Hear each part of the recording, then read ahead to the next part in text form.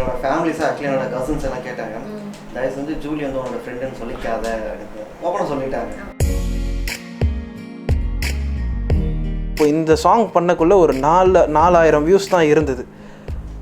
திடீர்னு பார்த்தா இந்த பிக் பாஸ் போனதுக்கப்புறம் வந்து அந்த நெகட்டிவ் விஷயம் வந்து எல்லாருக்கும் வந்து இதாக இருந்துச்சான்னு தெரில. ஸோ அதை வந்து பார்த்துட்டு எங்களுடைய வியூஸ் வந்து கிட்டத்தட்ட ஒரே நாளில் வந்து அந்த 1 lakh வியூஸ் அந்த மாதிரி ஏறிச்சு. எல்லாரோட பார்வையும் நம்ம மேலே இருக்கணுன்ற ஒரு மைண்ட் தாட் அவங்களுக்கு இருக்குது. ஸோ அதுக்காண்டி என்னென்னா செய்யலான்ட்டு அவங்க பார்க்குறாங்க.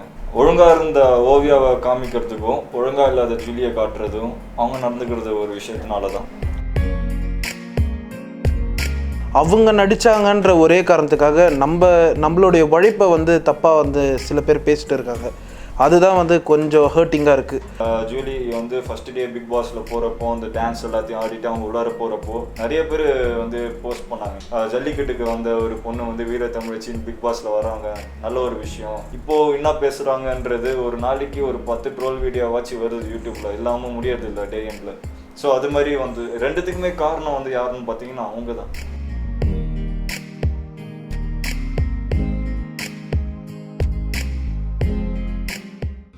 ஹாய் இண்டியா கிளிட்ஸ் வியூவர்ஸ், வணக்கம். நான் அரவிந்த். நிறைய ஷார்ட் ஃபிலிம்ஸ் பண்ணியிருக்கேன்.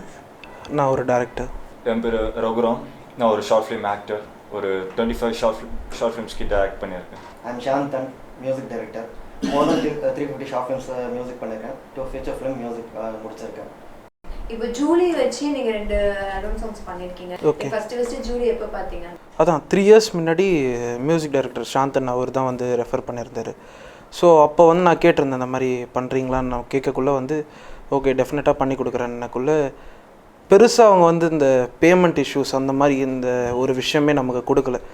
ஸோ வந்து இப்போ ஷூட் வராங்கன்னா கூட வந்து கரெக்டாக அவங்களுக்கு என்ன சொன்னோமோ அதை செஞ்சு கொடுத்துட்டு அவங்க பாட்டுன்னு போயிடுவாங்க. ஸோ அந்த ஒரு விஷயம் வந்து பிடிச்சிருக்கிறதுனால தான் செகண்டும் ஒரு சாங் அவங்கள வச்சு பண்ணியிருக்கோம்.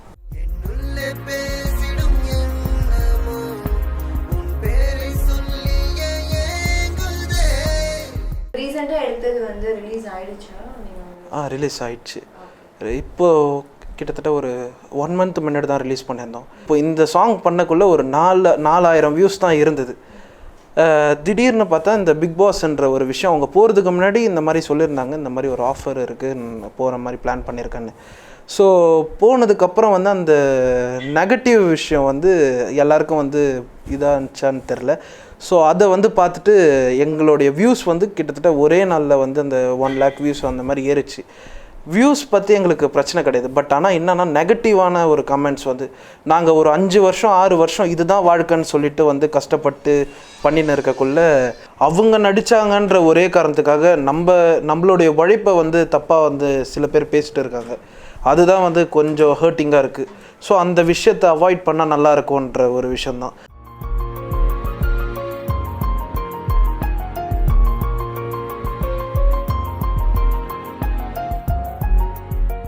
ஜூலி உங்களுக்கு தெரிஞ்சவங்க ஃப்ரெண்டுன்னு சொல்கிறதுனால மக்கள் அவங்க எப்படி பார்க்குறாங்க?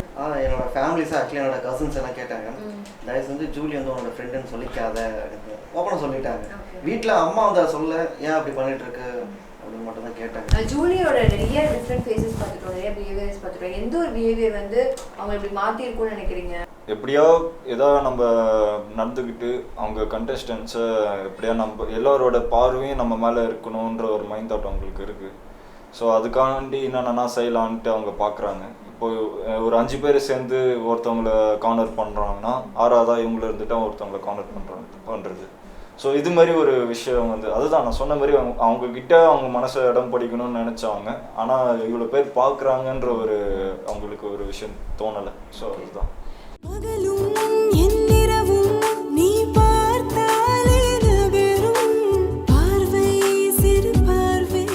இப்போ ஜூலியை வந்து சேனலே பர்பஸாக தப்பாக ப்ரொஜெக்ட் பண்ணுறாங்கன்னு நினைக்கிறீங்களா? உங்களுக்கு அப்படி தான் தாட்?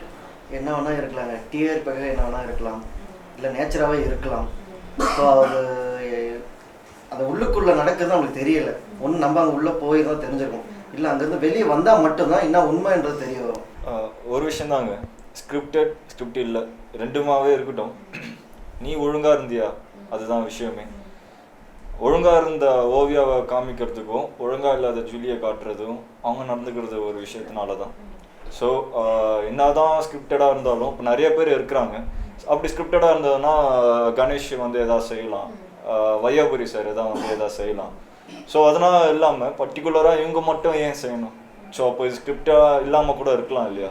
ஸோ 24 hours ஒரு கேமரா முன்னாடி ஒரு மைக் வச்சுட்டு இருக்கிறவங்க ஏதாவது ஒரு ஸ்கிரிப்டடாகவே இருக்கட்டுமே, ஏதாவது ஒரு விஷயத்தில் வளரிடுவாங்க. எதோ என்னடா இது நம்மளை இதுமாரி கூட்டிகிட்டு வந்து இதுமாரி கொடுமைப்படுத்துறாங்கன்றதை வந்து அவங்க ஒரு விஷயத்த சொல்லிகிட்டே தான் இருப்பாங்க. அது எந்த அளவுக்கு தான் எடிட் பண்ணி போட முடியும்? ஸோ இப்படியும் பார்க்கலாம், இல்லை இவங்களை வந்து பேசுனதை எடிட் பண்ணியும் காட்டலாம். எது உண்மைன்றது வந்து சீரியஸாக தெரியல. இருக்கிற வரைக்கும் நீங்கள் உங்களுக்கு ஒழுங்காக இருந்தீங்கனாலே போதும். இதுதான் நான் சொல்லிக்கிறேன்.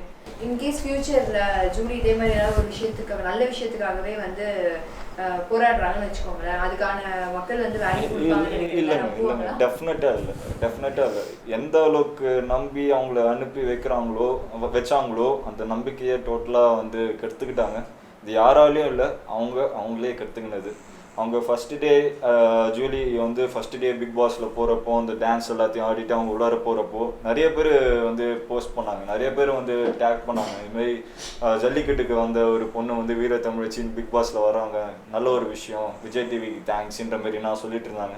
இப்போது என்ன பேசுகிறாங்கன்றது ஒரு நாளைக்கு ஒரு 10 ட்ரோல் வீடியோவாச்சும் வருது யூடியூப்பில், இல்லாமல் முடியறதில்லை டே எண்டில். ஸோ அது மாதிரி வந்து ரெண்டுத்துக்குமே காரணம் வந்து யாருன்னு பார்த்தீங்கன்னா அவங்க தான். ஸோ ஆப்வியஸாக அவங்க எதாவது பண்ண வராங்கன்னா டெஃபினட்டாக நடிக்கிறாங்கன்ற ஒரு விஷயம் தான் சொல்லுவாங்க. அது இனிமேல் தேவையில்லைன்ட்டு தான் நான் சொல்லுவேன். எல்லாரும் பிரதர் அண்ட் சிஸ்டராக பார்க்குறாங்க, யாரும் மட்டும் இனிஷியலாக ஃபஸ்ட்லேருந்தே அவங்க வந்து அண்ணன்னு சொன்னாங்க. அதான் ஆக்சுவலி எல்லாருக்குமே வந்து பார்த்திங்கன்னா ஒரு க்ரஷ் இருக்கும். ஸோ அவங்கள பார்த்தா அவங்களுக்கு க்ரஷ் வந்துருக்கலாம் மேபி. அவரும் நல்லா அழகாக இருக்கார், நல்லா ஃபிசிக்காக. ஸோ மேபி அந்த ஒரு காரணமாக இருக்கலாம். அது இல்லாமல் அங்கே இருக்கிற கண்டஸ்டன்ஸில் அவர் வந்து ஏஜ் குரூப் வைஸ் பார்த்தீங்கன்னா அவர் கொஞ்சம் சின்ன பையனாக இருக்கார், இவங்களும் ஒரு சின்ன பொண்ணாக இருக்காங்க. ஸோ மேபி எல்லாருக்குமே வந்து ஒரு மைண்ட் தாட் தான் அவங்களுக்கு வந்திருக்கும்னு நினைக்கிறேன். ஸோ ஆரோ வந்து அவன் வெளியில் வரட்டும், அவனுக்கு இருக்குது மூஞ்சிலே குத்தும் அதுக்கு மிரட்டுறாங்களே, ஸோ அது மாதிரி நிஜமாக பண்ணுவாங்களா ஜூலி? இல்லை அதுக்கான ஒர்த்தே கிடையாது. சீரியஸாக ஒர்த்தே கிடையாது. நம்மளுக்கு தெரிஞ்ச வரைக்கும் நம்மளுக்கே தெரியுது, அது நான் ஒர்த்தே கிடையாது. சும்மா அந்த டைமில் பேசுகிறது தான். நானும் ரவுடி தான், என்ன ஜெயிலில் போட்டுன்னு போங்கன்ற மாதிரி இருக்குது. வேற உங்ககிட்ட பிக் பாஸ் போகிறது பற்றி ஏதாவது பேசணும்? அதான் ஆக்சுவலி அதான் உங்ககிட்ட சொன்ன ஒரு சீன் லாங் ஷார்ட்டில் கேமரா வச்சுட்டு இருப்பாங்க, 2 பேரும் பேசிக்கணும் சொல்லிட்டு போயிடுவாங்க. நாங்கள் பேசிக்கிறது தான். அந்தமாரி நடிச்சிட்டு இருக்கும்போதே வந்து இதுமாரி நான் ஒரு பிக் பாஸ்ன்ற ஒரு ஷோ இருக்குது நான் போகிறேன் அப்படின்னு நடிச்சிக்கிட்டே பேசுகிறாங்க. எனக்காக இதுக்கு ரியாக்ஷன் கொடுக்குறதா இல்லை இங்கே சொல்கிறது இதுனா உண்மையாக இருக்குமான்ட்டு ஸோ அதான் அதுமாரி சொல்கிறாங்க. ஃபேவரட் கண்டஸ்டன்ட் யார்? அதான் ஓவியா தான். ஓகே, எதனால ஓவியா ரொம்ப பிடிக்கும்? கூலாக இருக்காங்க, எந்த ஒரு விஷயத்துக்கும் ரொம்ப ஓவர் ரியாக்ட் இல்லாமல் நார்மலாக எல்லாத்தையும் டேக் இட் ஈஸி. ஸோ ரொம்ப இரிட்டேட்டிங்கான ஒரு கண்டஸ்டன்ட். அதான் ஜென்ரல் ஆடியன்ஸ் தாட் ப்ளஸ் எல்லாருக்குமே ஒரு தோன்றது வந்து ஜூலி தான். ஸோ அவங்க தான் இப்போதைக்கு ப்ராப்ளமேட்டிக்காக இருக்காங்க. எதனால் அப்படின்னு தெரியல, அது மாதிரி பண்ணிகிட்ருக்காங்க. அண்ட் நீங்கள் எலிமினேட் பண்ணோன்னா யார்? டெஃபினட்டாக வந்து ஜூலி தான். இந்த நெகட்டிவிட்டி உள்ளேருந்து இத்தனை இந்த இதுக்கு சம்பாரித்து வச்ச பேரெல்லாம் டோட்டலாக வீணாக்கிறதுக்கு வெளியே வந்தால் அது நல்லதுன்றது தான் தோணுது. ஓகே, பட் நீங்கள் அவங்களை கூப்பிடும்போது அவங்க என்ன ப்ரொஃபஷனில் இருந்தாங்க? What she was doing? நர்ஸாக தான் இருந்தாங்க. அப்போது ஆக்டிங் அவங்க பண்ணும்போதே வேறு என்னென்ன அப்சர்வ் பண்ணீங்க? அவங்களுக்கு வேறு ஏதாவது டேலண்ட் இருக்குது, ஆசைகள் இருக்குது அப்படின்னு? பாட்டு பாடினு இருப்பாங்க. அதான் ஷூட் பண்ணினே இருக்குள்ள சைடில் அவங்க பாட்டுன்னு அவங்க பாடினே இருப்பாங்க. அப்படி போயிட்டு வந்துட்டு அவங்க கேரக்டரே அப்படி தான், ஒரு மாதிரி துருன்னு இருப்பாங்க, யாரை பார்த்தாலும் வந்து பேசுவாங்க, அந்த மாதிரி ஒரு. ஆக்சுவலி உள்ளே வந்து என்ன சொன்னாங்கன்னா, ஆர்த்திக்கிட்ட எனக்கு மீடியா பேக்ரவுண்டே நான் கிடையாது, நான் ஜல்லிக்கட்டுலேருந்து வந்து ஒரு பொண்ணு ஆங்கராக ட்ரை பண்ணுறேன், எனக்கு எதுவுமே தெரியாது ஆக்டிங் பற்றி அப்படின்ற மாதிரி எனக்கு இதுக்குள்ளே வந்ததே இல்லை. பட் அது கேட்கும் போது உங்களுக்கு எப்படி இருந்ததுன்னா அது பொய்ன்னு அந்த டைமில் உங்களுக்குலாம் தெரியாது? உண்மைதான் அது. ஆக்சுவலி அவங்க வந்து நாங்கள் என்ன நினச்சோம்னா, நாங்கள் 5 இயர்ஸாக கஷ்டப்பட்டுட்ருக்கோம், ஃபீல்டுக்குள்ளார எப்படியா உள்ளார வரணுன்றது எல்லாமே ஒரு பக்கம் இருக்குது. ஆனால் நாங்கள் வந்து இப்படின்னு ஒரு டீம் இருக்குன்றது தமிழ்நாடு ஃபுல்லாக யாருக்கும் தெரியாது. மீன்வைல் நாங்கள் ஒரு டெவலப் ஆகிட்ருக்கோம், வளர்ந்துட்டுருக்கோம், அவ்வளோதான். ஸோ எங்ககிட்ட வந்து ஒரு பிக் பாஸ் போகிறதுக்கு முன்னாடி ஒரு சாதாரண ஒரு ஆளாக வந்து எங்ககிட்ட நாங்கள் கேட்டோம், பண்ணாங்க, அவ்வளோதான். எங்களை மாதிரி நிறைய பேர் இருக்காங்க, ஆயிரக்கணக்கில் இருக்காங்க. ஸோ அவ்வளோதான். என்னன்னா அவங்க வந்து கேமரா முன்னாடியே போனதில்லை சொன்னதுக்கு மெயின் ரீசன் என்னன்னா நாங்கள் வந்து அந்த அளவுக்கு ரீச் இல்லாமல் இருக்கலாம். ஸோ அது வந்து நாங்கள் ஒரு 10 படம் பண்ணிவிட்டு எங்ககிட்ட வந்து ஒரு ஆர்டிஸ்டாக நடிச்சிருந்தாங்கன்னா அப்போ அவங்க சொல்லாமல் இருந்திருந்தாங்கன்னா அது வந்து தப்பு.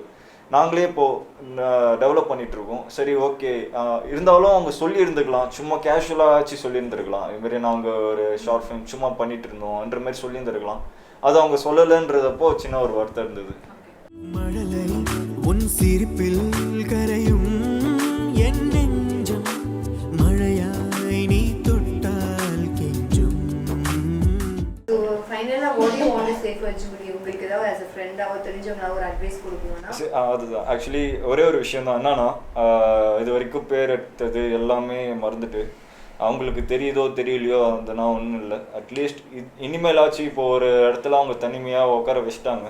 இனிமையாச்சும் கொஞ்சம் அவங்க யோசித்து அவங்க எடுத்த ஒரு நெகட்டிவிட்டிக்கான ஒரு பாசிட்டிவிட்டியை அவங்க க்ரியேட் பண்ண ஆரம்பித்தாங்கனாலே வெளியில் வரப்போ அந்த அளவுக்கு இருக்கிற கோவம் ஒரு 90% 100% இருக்கிற கோவம் ஒரு 90% 10% குறையலாம். 90% இருக்கும். ஆனால் டெஃபினட்டாக எல்லாரும் கோவத்தில் தான் இருக்காங்க. 10% குறையிறதுக்கு சான்சஸ் இருக்குது.